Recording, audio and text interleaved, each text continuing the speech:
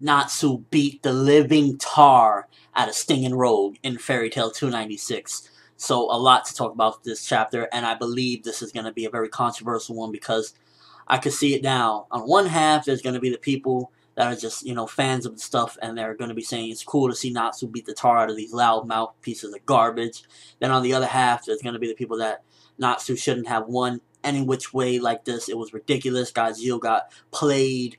He beat them so easily, and I can already see it now with this particular chapter. A lot of controversy probably. So basically with this particular chapter, I want to say this.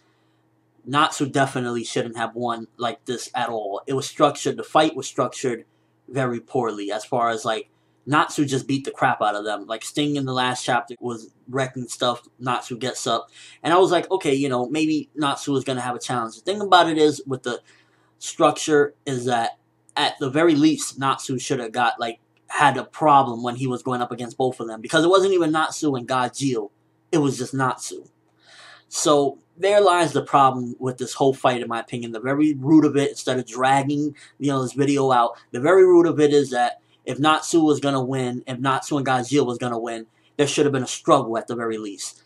This right there puts Rogue and Sting as some of the worst, most loud-mouthed villains, I guess you could say, in Fairy Tail. This right here just puts them there. But you got to think about it. If you read One Piece or Bleach, then you will agree with me on this one.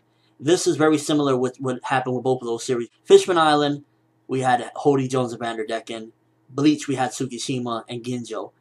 Terrible villains, weak, got destroyed and mopped up with. And the same thing happened with Sting and Rogue. So if you're going to say that this is poor quality, as far as this is really bad, then you got to also judge those two as well. Just saying, because I know people are going to say, oh, this is not on One Piece level, this is not on Bleach level, but they both also had those arcs where the villains were all talk, like they were going to do this and that, and nothing happened. The villains got the tar beat out of them. So same situation here. Sting and Rogue, crusty villains. Poor, just terrible. They had so much mouth, and I had so much hope for them too. The Dragon Force and everything. And Natsu just beat the tar out of them. I guess, in a way, he pulled out some new stuff, but regardless, there was no struggle. It was like Natsu just saw what he could do last chapter, pushed Gajeel aside, and beat the crap out of them. I believe the name of the technique that he used at the end was Crimson Lotus Exploding Flame Blade. Definitely too long. The technique was awesome. It was like, whoa, it exploded a piece of the stadium. So, in that aspect, there was some cool stuff. On one half, I liked the fact that Natsu just beat the crap out of them because I was getting sick of their talk, of Sting talking so much of how he can do this and that and how he's going to do this and that. Same thing with Rogue. And then Natsu beat the crap out of them. So I liked that. But there should have been a struggle. At the very least, they should have put up somewhat of a fight. And they didn't put up any fight. And there lies the problem, in my opinion, with this fight, bar none, is that there was no struggle. It was just Natsu beat the crap out of them. I liked it that, Natsu beat the crap out of them, but there should have been a struggle nonetheless. There lies the problem with the chapter, in my opinion.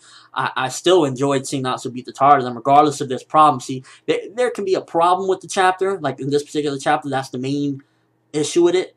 But you can still enjoy it because at the end of the day, it was an awesome ass whooping that they took from Natsu. Natsu put in work, and I really like seeing that. So that's how you balance out this particular chapter. Also want to address the beginning. Somebody is crying there, and then I believe it was Ultir. She says that she senses like Zeref, but a little bit different. So, is that Zeref in the beginning of the particular chapter? I got a feeling that it is, because he's crying, and remember Zeref was crying because of Natsu. I never understood exactly why. I guess it was because he said that Natsu isn't strong enough to stop stuff or whatever. So I'm going to say that it is Zeref, and maybe he's at a different state of mind at the moment, and that's why they're sensing him differently.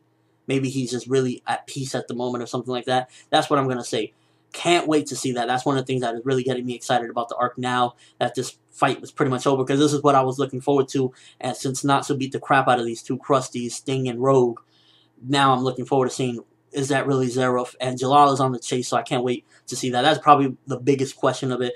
And for some people, that's probably the most enjoyable part of this, because a lot of people, they will allow stuff like the fight's inaccuracies, as far as, putting a lot of mindset into this fight. Because, just quickly, Fairy Tail, in my opinion, is fun and fights. You shouldn't put that much logic. You're not getting One Piece out of Fairy Tail. It's fun and fights.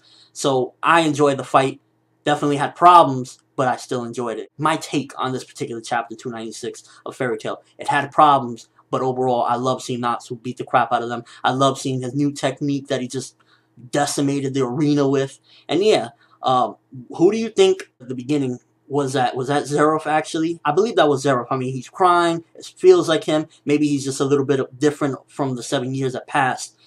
Or is it somebody else? And also, what do you think of this Natsu versus, well, yeah, it was Natsu because Gazio got dragged away last chapter. Natsu versus Sting and Rogue.